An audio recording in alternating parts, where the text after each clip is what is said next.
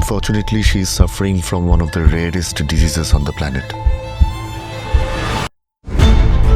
বাড়িটা বিক্রি করে দেওয়া হবে, অর্ণবের ভাগটা যদি ইনকাকে দিয়ে দেওয়া যেত।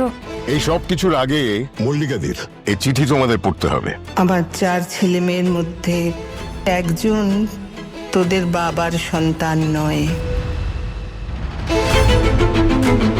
আমার তো ধারণা ছিল ও চাকরি করত। তুমি বাড়িতে বসে থেকে কাজের টেনশন কি করে বুঝবে? তো তো মালিক ছিল রে। এই কোম্পানিটা যতটা আমার ততটা তোমার। তাহলে নন্দিতা, তোর দেবুকে বিয়ে করতে কিসে বাজছে? চলেও তো যেতে বলিস না নন্দিতা। অনেকদিন তো দেখছি আপনি ওর সাথে নষ্টমী করছেন না। এই বিধবা মহিলার ফ্ল্যাটে রোজ আসতো এই লোকটা। আপনার নামে একটা এফআইআর করা হয়েছে। একজন ভদ্র মানুষকে ঘরে ডেকে প্ররোচনা দিয়ে ব্ল্যাকমেল করে তারপরে মেয়েকে বাঁচাতে হয়। তো সব শেষ হয়ে গেল রে। তোমায় একটা হেল্প করতে হবে আমাকে। কি হয়েছে রে তোর বলু? ডিএনএ টেস্টে নিয়ে খুব চিন্তিত।